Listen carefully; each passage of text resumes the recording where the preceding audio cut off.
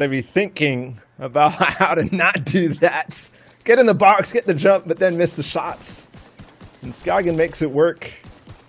No matter the situation, the circumstance, we see Castry made his way through after taking out his teammate near Risky Reels. Faye as well.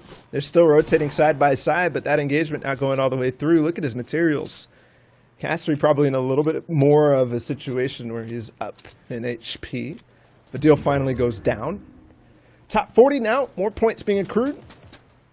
And we're looking at the fourth zone closing now, and we're still looking at that mountain range still being in play up in the northeast. Potential for that fifth zone to bounce there, but also potential in endgame even further. Over here, the central portion of the map, it'll be almost natural low ground, but yes, always risky of where things can push. You're going to have some type of, say, of mobility, whether it's that Sky's grappler that only one player can have in the game, or even a launch pad, hopefully, that multiple people have. We know how good Mythic POIs can be because they give a certain individual a big advantage with mobility, but you have to remember, once a launch pad is placed, everyone around you can recycle it. It becomes a community pad, and that's what a lot of these players are just banking on. We have Hardfind, who we haven't seen too much of here today, but it's going to be Apocalypto, who's going to be caught in a bad position. Faye capitalizes off of that, but at the same time is on defense again as Cactus gets chopped down. And that's exactly the awareness that you need to put yourself in these situations to win and capitalize on things like that. Somebody sitting right on your wall, and another one diving in with the opportunity. There could have been loot for him to grab. It does not matter. If it's zone revealed, Launchpad's coming in at this location. This looks like it is. Right on the south side of that mountain range that I was talking about, Fway and Frenzy. Yes, it is. They're continuing actually all the way south. They need to go even further. You heard the launch pads. Players building up in metal on the backside of this. Fway might have a free rotation, and he does. And it's so free. He gets pressure on the person who built it for him as well. Frenzy Fishy gets taken down after making the pathway for Fway, but now he has pressure by himself from Dan. Robab's right below him as well. And Casper will be the one. Fway and Faye, though, back to back. It'll be an RPG pump combination that Fway will actually deflect, not taking a single hit of damage yet, and almost at maximum match. Sees that basically dreamland of where you want to be with a loadout and HP. The question is, can he wake up before it turns into a nightmare, because so many people are going to be right beside him. He tends to move. Yes, does have the good decision. A metal box available for him to be in as well. Once this builds up, he can jump into that pyramid, play for more info. Nah, instead, he's going to look for big damage with that minigun. It can be the operating factor in this loadout, but with only 100 bullets left, he's going to have to choose something different to do. Staying too loud, though, he might have a lot of pressure on him. Yeah, that RPG is still slightly targeting him. Taking out that wall time and time again. Oh, he's going to use the minigun to break through, and yes, it's a low HP player. That's the wonderfulness of that minigun. He's going to get a launch pad. If he could just flip this stair, maybe rotate it. Yes, he gets it. The launch pad, possibly other pickups, at least the loot back up to max, and he does trade the pump for an epic one. Skagen still in this game. Mulkey in trouble. No shield available. As getting pressured at the same time. Mr. Savage still in this, directly under her. And he's in a kind of low-key position. There's definitely a lot of boxes nearby him, but nobody able to pressure through that massive surrounding, essentially gated community. Mulkey does finally go down right at top 27 in Milan. And now 1 second until absolute chaos ensues as the whole server has to catch up to the zone. It moves towards the south, which is where a lot of players are, but at the same time, half the lobby split over to the north. It could be anyone's game right now. Lazen is looking to get beams and make sure that his base is secured for this rotation. Finds one. The damage done on shields, tries to translate it. It doesn't actually work out. He chooses to move forward, stay focused. And this was a player who came through console track. Sure of his PC situation right now, probably on PC. Regardless, he made it through to today in massive fashion. I believe he was in the top 20 on both days. Well, he isn't doing well. He catches one in the box, but only a 66 pump, but he follows it up with 110 to take out Styler. As the 6th zone comes to a freeze, we're looking at 7 now, and 20 players still remaining. Castry and Hardfind in one of them, but box to box. They're not actually pressuring each other. Castry going to take down one player, down a layer. and get somewhat of a free rotation moving forward, but the zone bounces back. He's actually going to go in and possibly take high ground from the back side of this. Castery thinking ahead, and he has the RPG, no connection, he drops him out. And yes, he does have it, and Kaspersky all the way down. He had the grappler. I'm not sure how he ended up going down, but he did. It's the tunnel vision. It's being used to being on height for so long in the game that nothing can stop you. But we know in this season, it's all about the flopper plays and a connection with that RPG in combination with the SMG follow-up.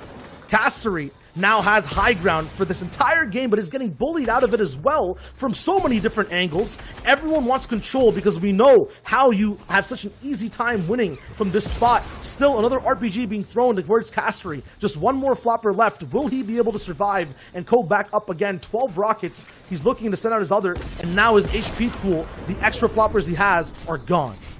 And the speed on Lizen to be able to reset that quickly as the RPG came through. He heavy snipes in, but not finding the player just yet. No materials really for him to work with. But a big shot on Devato to take him out. 6 players now remaining, and Lizen making a case for why he's going to win the game, but still, not that many materials actually picked up from that. And now a replay of what we saw at DreamHack. Savage is still alive at low ground. Nyrox gets taken out by Lizen, who finally decides to drop down and get action working. He's in the box with who I believe could only be Mr. Savage. It's Castery who gets taken out from height. Developments on both sides. Fway takes both out, actually. Lizen now gets a few of the mats to use. Finally has a say in playing out this endgame. Was completely depleted before. He now has height. A 1v1 situation, and it's Fway versus Lizen. He just got so many materials off of the Mr. Savage refresh that was pinched between him and Fway, but Fway with that RPG still that we saw earlier on the game. Hold on, it goes to a full 50-50. And yes, Lizen still connects with the remaining AR ammo to make him win that one. Fantastic performance. I don't know how many limbs he had, but man, he lasted that entire time. And one thing that I noticed was how often he had the right tools available for him. That heavy snipe, I don't know how many times it came through, but it was at least 3 to find eliminations and also refreshes to win the game. And that just kind of goes back to the mythic POIs, right? It's like, those aren't, you don't need those things to win, right? If you're playing at the top level, you will win regardless of what it is you have. Now, gentlemen, of course, that was an incredible game. Congrats there to the winner. We got to talk about something else, though, and that is Nyrox and Mr. Savage. Both of these players were eliminated. Mr. Savage was there in 3rd. I believe Nyrox was in 5th there. We haven't seen much of these guys. It's, what can they do to supercharge their play right now? They've only got a handful of games left. In fact, I think it's 1 because queues are closer. If they're in a game right now, this is it, right? Like, their performance hasn't been that stellar today, but what do they need to do to change it up for tomorrow? I mean, I think the first 10 games are all about survival and playing consistently. The control aspect comes in the next 10 that we see tomorrow. And we've seen Nyrox and Savage play when they have control, even without mats, just knowing their position. I could see from that game right there, they're just trying to get those final placement points in and have a good say today. Because we know when people come in strong out of the gate, sometimes they run out of gas in day 2 or the later games. They're just staying reserved, waiting to see how this competition works with the top 300, and they'll have their secret sauce to use in the next 10 games tomorrow. Right, exactly. And I think that's key for them. I think what I'm seeing for both of them is what I want to see for them to continue. I think they just need to continue to do that for day 1 and day 2. Mr. Savage did that last week. Nyrox eked his way in. But right there, getting in top 5, Zeke, that's good. That's a good game. I don't know how many eliminations they had, but that's the consistency you need to see game to game. Hopefully they're not having too much soft spawn trouble. Mr. Savage did have a little bit yesterday against Red Rush, but I think it's looking good for them. But you're right, I think they also need that pizzazz. They need that extra sauce. They need the wins in these situations. They need a lot of elims in situations like this to push themselves up to the top. But again, don't forget, it's just top 80 this week. Yes, there's prizing on the line, but Shio's right in the sense that they got to reserve a little bit in the tank. Yeah, and I mean, the other thing to consider too is not only are game management important, but there's also the reboot round, right? So if they, for some reason, weren't to push through in that top 80, they will have a second chance, but I feel like that's going to almost like demoralize them, when really that's just, you know, it's not the end, right? That's a second shot. I don't think that we should be talking about reboot round for Mr. Savage and Nyrox. Mr. Savage is up there in the top 100. After day 2, I think we're going to see him be consistent enough to stay up there. Both of those guys, I think, will be okay. Although, if I was to pick one of them to fall to the reboot round, it might be Nyrox. I think he is having a little bit of confidence issues going forward in these solo tournaments, because he was tweeting this morning about whether you should stream, whether you should not stream, should you just record. All these things being in your head when you're trying to compete at this level, I think is maybe a little bit detrimental. I almost wish that, like, it's tough, right? Because that's almost their livelihood, you know. In a lot of ways, it's like I have to stream to not only show that I'm good at the game, to show that I've still got it, and also build my brand in my stream, right? Like, is 100%. It? When do you think it's fine to just say, like, this isn't it? What I need to do is I need to just play this, and I need to have this be my full focus, and not really think about anything else. Like, I love you guys as my Twitch stream, but like, this is it. I mean, not talking about it and not focusing on it is focusing on it as well. It's like a paradoxical situation for a lot of these top players trying to stay at the top. We'll see how it goes. Yeah, you're right, guys. Well, let's get into the next game here of EU. Take it away. Oh, it's the very last game of the European region for day one that we're going to be watching on the broadcast today. It'll be Mitro who we're tuning in with in a 50-50 situation. It's Kinzel. And no matter what mode it is, these guys will always find a way to have that situation drop down. And that's a situation that Mitro is very, very much familiar with. But Kinzel, former squad mate of Mitro, actually. He's going to make that work. He got the pump shotgun out of it, but quickly gets taken out by Kezix. And I would question that entire sequence at all for Mitro. You're saying he got taken out by Kezix. I disagree. It was the Shadow Henchman who yellowed that ramp for so long that helped out Kezix get that elimination. I didn't even realize that Shadow Henchman could yellow ramps. Oh, no, no, no. He was knocked down. Mitro making a little bit of a mistake against Kezix here.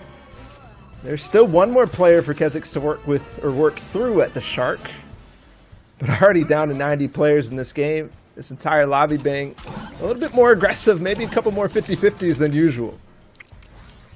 Yeah, we're talking pregame about, you know, Savage, Nyrox, what they have to think about. All these players have those same thoughts on their minds. It's kind of, you know, all about what are we doing for this game versus the next?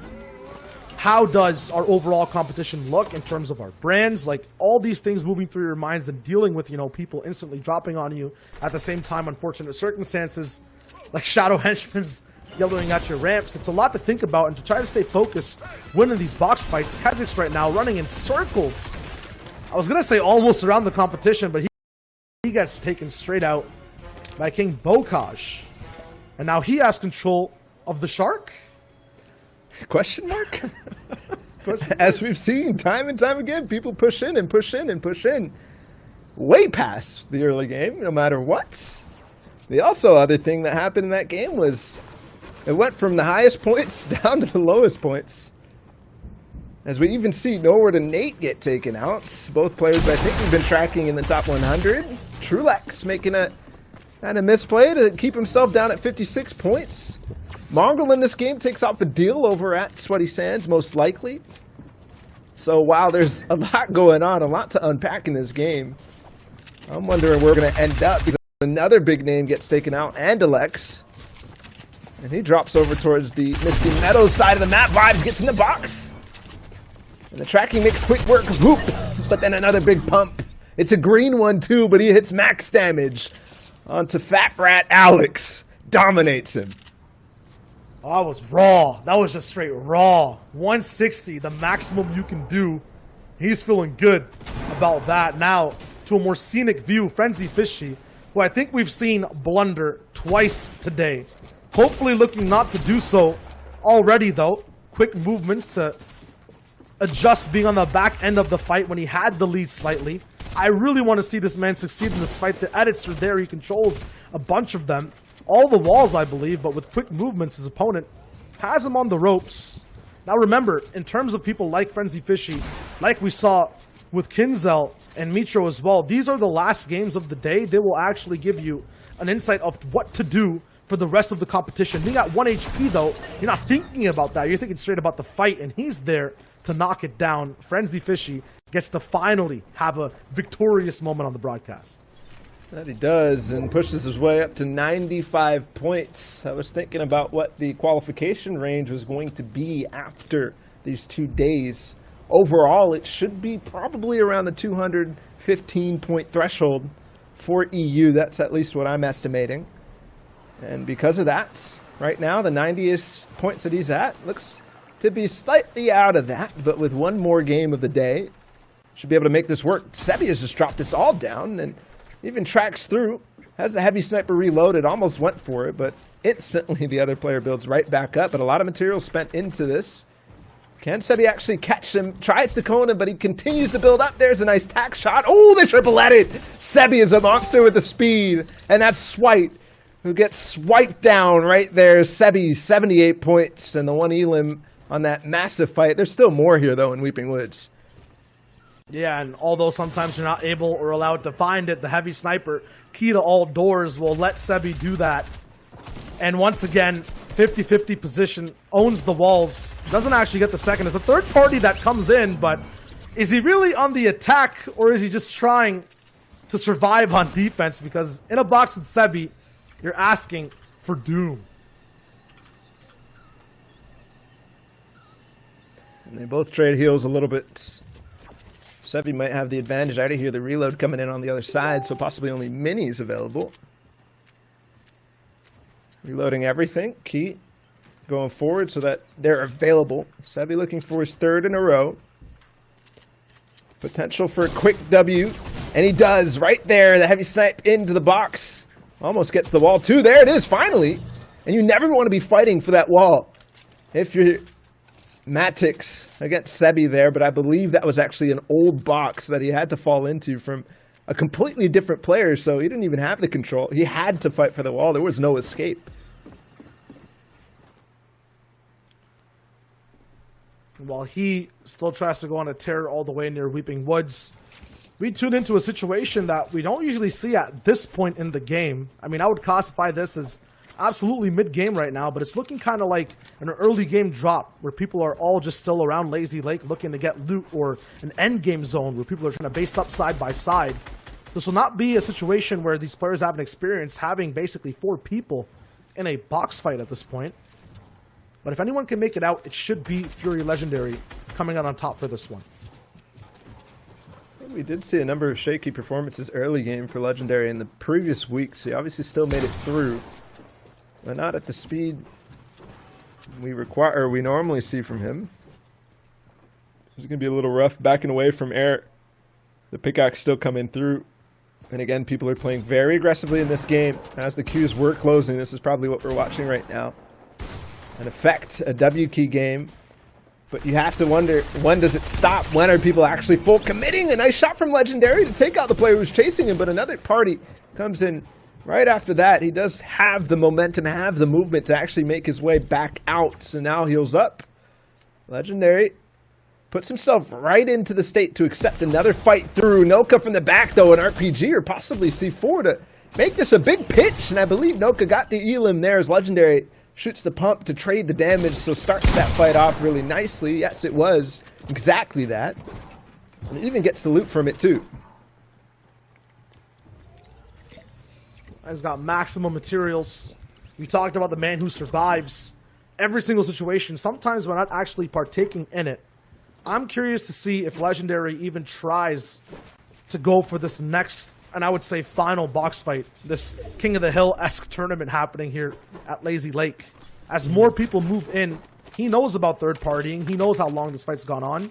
If he goes for another, it might just be too hot. That it might. And just to explain the kind of concepts we're thinking about when I say committing to this game, queues are closed, and since we are a little bit delayed on what we're watching, players who may be playing aggressively might be doing it for a reason, to get into that very last queue, but the timing's slightly different than these guys are used to because it's only 300 players, and I don't think we've seen a queue system with that, except maybe at DreamHack tournaments on LAN, so different styles. Here's Droban in another fight. This is do or die because I think at this point it's a full commit for the games, and yes, the AR spray, oh my goodness, last bullet, her last HP available. And Droban makes it work and also is able to heal himself way back up. And with Slurpee in tow, he's going to be able to heal back up to 200 effective HP. Mongrel still in this game, by the way, so he committed himself. He's been having a little bit of a rockiness when it comes to ending out all these tournaments. Always has good performances up to about game 6 or 7 after that. When it comes to off spawn or just right before the top 10, doesn't actually have a say himself on what to do. Combination of third parties, unfortunate zone switches. He's trying to find a way to just translate that early lead into end game, end of the day dominance as well. And right now his loot is saying that he has the potential to get into a box fight this game and just elevate over and over again. Already one elimination high. He's looking for the next big shot to take. And Mongrel was around the top 6, top 5, right next to Benji and everybody. But a mountain to climb, as it was 50 points between him and what we saw out of Noah when we looked at him in that game where he was fighting at the Shark. So a lot of ground to make up for Mongrel. And this is going to be a very interesting game to see if you can actually rise up. A 50-point game would be around a couple of eliminations and the win. Or if you actually just think about the eliminations in total, 10 elims would be 40 points. So if he can push himself up to that, potential for lots of those extra placement points, because the win is 33 points in itself. So just think about those kind of ranges when you're doing the math and trying to see what he needs to do to actually overtake. Right now, a good rotation for him. He's trying to find himself center, possibly up on one of the mountains at the side of Misty Meadows. Or for a little bit of a dip, a lot of the players will already be based up or on the hunt, rather, for either a better spot or a big shot once again. We see, I believe that's Faye. Might be, yeah, it is Faye. Again, who we saw from before. And there's another person right there with the same type of name, Frey, all the way up high. The infamous flopper player that we all know can do big damage once he gets into that final 8-zone storm.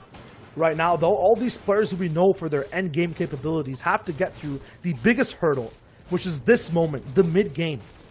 To be able to find eliminations at this stage of games in the competition, if you want them, or are you playing out your games, as Balo said before. There's some people who are in that mindset, but others who are just trying to play passive, and that's where we get hot action. That's where we see the hunt start. By the way, guys, if you're just joining us, we are in the tail end of EU right now. About an hour and 45 minutes. We're going to be hitting the NA East games. So stay tuned for that if you're looking for players like Stretch, like Tifu, like Booga. If you're looking for players like Commandment, who had a crazy run in week number 1, winning 3 games in a row. You definitely don't want to miss that. Players like Colazo and Nate Hill, who barely made it in. Emad, too, who we had on House Party last weekend. That's coming right up after this. But right now, again, last game of EU, last potential for players to earn their points on day 1. This is huge. This is a moment that, I mean, you could tell the tension. You could tell how few people are going down. Listen to the amount of shots go down. This is what you got to be careful for, because as players are playing close to the chest, they're also looking for easy opportunities just like that for Larry. Finds a big burst AR shot and a big elim to refresh his materials. It goes over this mountain now, and Larry might be able to position himself just like that guy was thinking. But on the side of the mountain, where there might be a couple different people trying to get up here, there's also a lot of people looking for fights that might be a little safer than it would be in Misty Meadows, because on the mountain, there's basically blocking half the lobby's vision. We're looking right now at Putrick, who we saw get a 2nd place earlier in the day. That's just the name of the game when it's a shorter lobby or a smaller one. The sight lines, the things that people are looking for in terms of finding shots and fights, they get lengthened. So there's less cover to hide behind. You can track players easier. That's why we saw LZR get that big shot off, the triple burst to wrap up that fight. Right now we'll see Mobile Player once again, I would say in his natural habitat from what we saw in game 1. All the way up on a mountain, just trying to waterfall down into a better position. This time Rivers around him again. Will it be deja vu? Or will we see him fall? That is yet to be decided as we get a big wide shot of who's actually here. One of the top contenders who's looking to have more points accrued to be able to have a comfortable spot to play from day 2. I believe second place to BL Henyachi 32 is trying to survive as well, and he has a big loadout to play with. We talk about the jack of all trades situation, an RPG to gain height, a heavy sniper to jump into boxes, and one of the 2 big weapons to have a say both in medium and close range, a scar, a pump, and there is the loadout actually in action, in work. That RPG heavy sniper combination. Bala always says it's not duos, but you can still get it done if you have enough room to play with. These guys so good at sneaking them in. A box fight going up on high ground. It's Mongol again. He's a little bit of trouble. He needed a lot in this game to make this work, to catch up to that first spot. And Hen's gonna heavy snipe RPG it. Yes! Takes out Mongrel and ends his day. He committed to this game, slight gamble, possibly, to catch up to players just like Hen.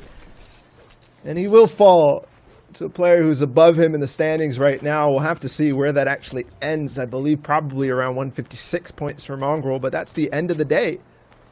Meaning, he has work to do ahead of him. If he wants to catch up, if he wants to retake first place after day 2, we'll be looking at the cumulative standings to determine who wins this week. And don't forget, in EU, it's $50,000 on the line for first place.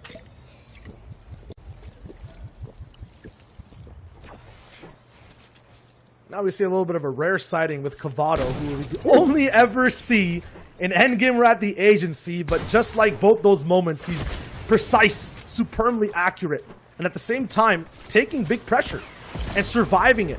Not even taking a shot of damage just yet. He's looking as strong as we see him in his biggest moments. And although 3 RPGs have hit his head, he is cool, calm, collected, sorting through loot, has 9 floppers to use as well.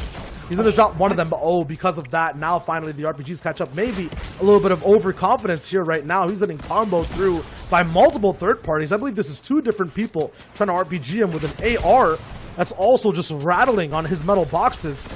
Has a lot of mats to work with, but okay, he's taken out. And it's Refsguard, who sees the opportunity, who sees the pickle that he's in. Right down on low ground, had no room. He was basically half of his body down into the ground in terms of builds. He really had nothing to work with at all. If you're Cavado, you got to be kicking yourself, because that was, what, 7 RPGs shot by Refsguard, but he saw the potential. He saw what loot was on the ground, and even looking forward, he's back up to max materials from what he picked up, and Flopper's still available for him too. Refsguard looking good on that pickup, but man, he invested a lot of RPGs into that one. And I think that's some of the times we've seen Refsguard kind of just run out of gas going for these kind of, I would say, mid-tier eliminations, maybe getting a little bit too hot into these boxes earlier on, because there's some sleeper agents right now. We have Karma. We see Hen at the bottom as well. Huddy's here as well too. And they're not making a single sound right now. They're just surveying what's going on around them. They could also have 12 rockets available in a golden RPG. The difference is they're saving it for those endgame moments, whereas people like Refsguard are guaranteeing eliminations maybe too fast.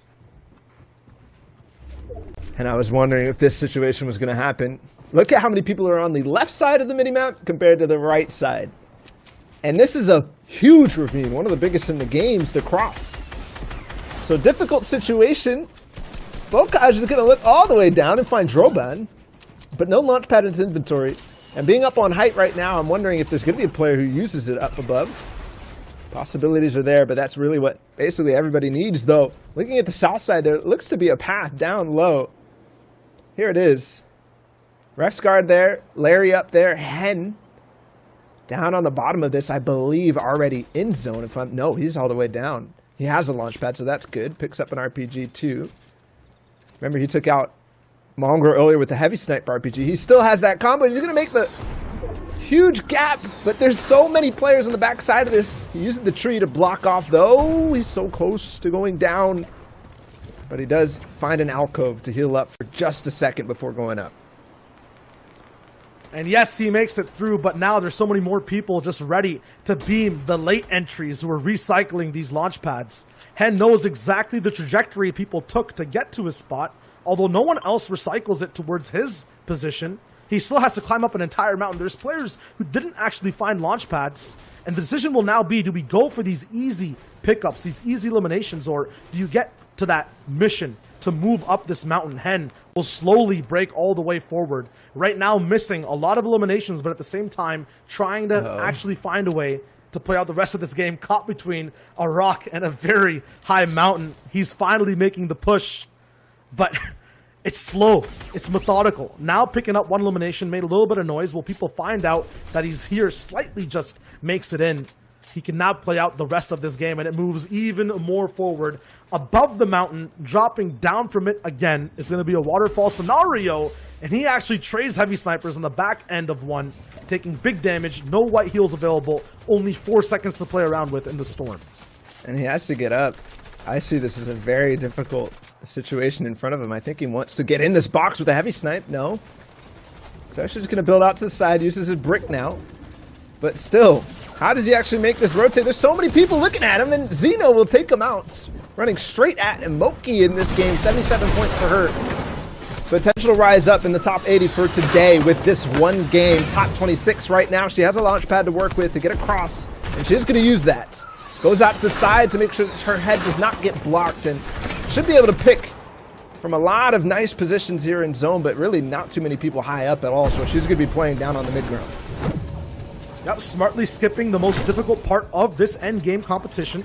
She now looks to see if she can make a base in zone and turn back for those beams, for those big 4 points in Elim. But no, instead, choosing to go for possible box ups.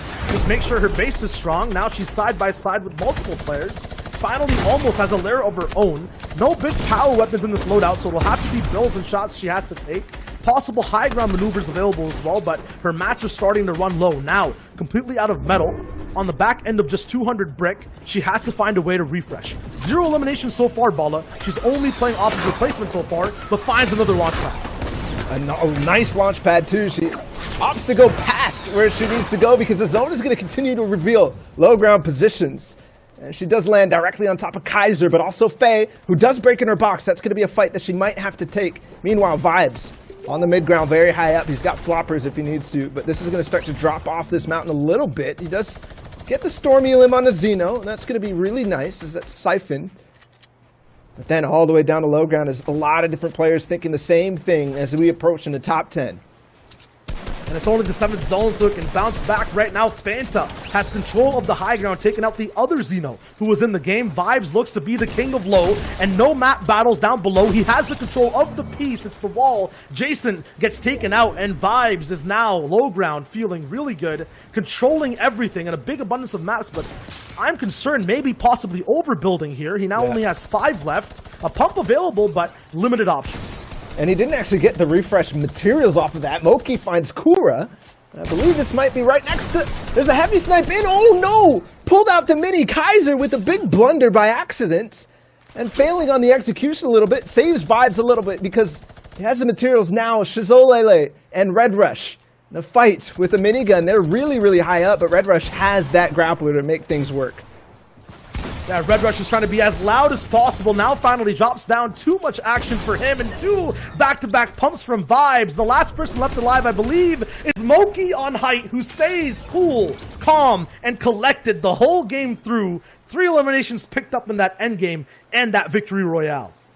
She makes it work all the way down to the last zone. Wonderful play for Moki. We see basically a resurgence of that day 2 play that we saw from her in week number 1. And look at this game, man. It was all the way through towards the end.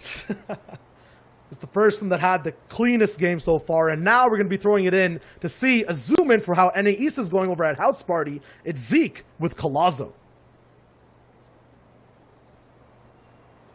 Guys, we are here at House Party. We got our boy Colazo up on top, and no, it's actually not this Colazo. It's the one up top.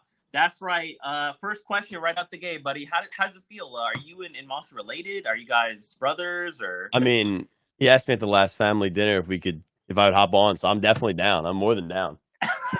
Hey, that's my boy, man. You know, we got to get him out here in the house party. We're hanging out, we're chilling. Hey, we got Shayo joining. What's up, Shayo? Hey, how's it going, boys? What's going? This dude, my gosh. Well, buddy, I think we got some questions for you. So I'm gonna toss it over to Monster. He's got some questions. Yeah, no, I definitely wanted to ask. I know you're the type of player that is an advocate for playing smart in Fortnite. I noticed you were struggling in like the open quals. You barely pulled through. And I wanted to give you the opportunity to talk about why do you shine so hard when it comes down to the elite lobbies? Because I think you do shine as a solo player in those lobbies. I just feel like when the format in the higher lobbies, even though it's still 4 points per kill, it's just people aren't as inclined to push because the players are just a higher tier, so they just don't want to get in and risk their own game against like someone who could be like unknown or Kanata. Like you don't want to ruin your game like that. So people play smarter, and I don't get pushed by people making not as smart plays. And so one more thing too, like when you correlate that to obviously the lobby and the way things play out, do you think you're stronger as a solo player? Because I feel like in the team-based game mode, you're kind of trailing behind. But every time we've seen you in these solo situations where you tend to be a standout talent as an individual, do you blame your teammates? Are they holding you back, or is it just you? You just go hard. I'm a much better team player than I'm a solo player. I don't think I'm a good solo player almost at all. Like I'm being humble. Like no, I've been bad at solos up until like the last few months. I started getting like top 20s, top 10s every year now. But up until then, I didn't really make any money in like the cash cups. I was much better with the team, and I still think I play better with teammates around me. Like especially like I play with Tabs and duos, and that kid Tabs G's nuts. Like he's insane, and we just got. Of course, he like lagged out of a game. His PC crashed. I got a few bugs happening, but like definitely could have gone different in heats. I love team game so much better than solos. I'm not good at solos. Maybe now I'm okay, but I don't know. Yeah, I just want to say, by the way, Colazzo, congrats on a lot of accomplishments recently. The partnership and thank you, man. I think you had a birthday recently too, man. Oh yeah, you're slaying out. That's basically all I wanted to say. I'm an old man. Grab some food in the kitchen. Man. Thank you. Yeah, I wanted to piggyback off kind of what Monster said. You said you're better in team-based game modes. You're really coming up with that solo. So what is it different from you? What makes you think you're not as good as a solo player? Why is it that you think that? I don't think I'm a bad solo player, but like it just seems like in team-based fights, I can work my angles a lot better. I can help my teammate out. Like I usually let my teammate go and do whatever he wants, and I'll like support off the side, and like I'll get 120, 150 damage before we even get into the fight. So it just helps them out a lot. I feel way more comfortable fighting with the team. If I need help, I can ask for help.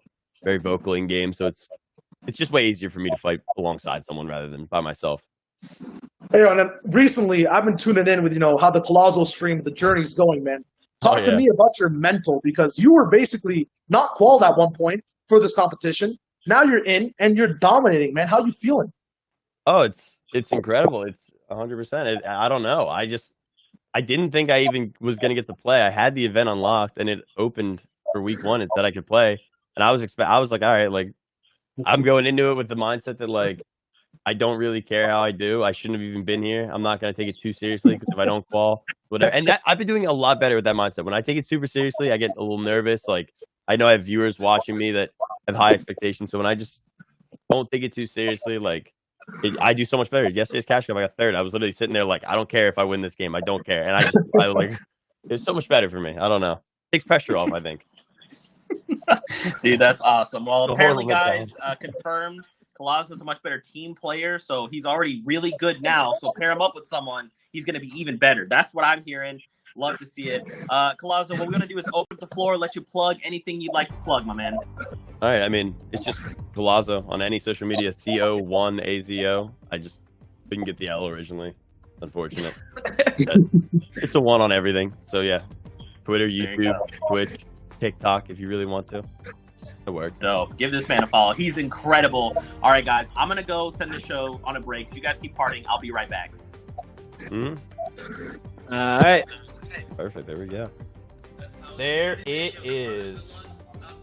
All right, Fortnite fam, that pretty much wraps up all of EU. We are getting ready to go to a break here. And when we return, we will have the EU standings. But the biggest question is, who in NA East will perform and push on? Because don't forget, the top 80 are qualifying in through Grand Finals. Thank you guys so much for tuning in, and we can't wait to see you guys in NA East. So we'll see you guys in just a little bit.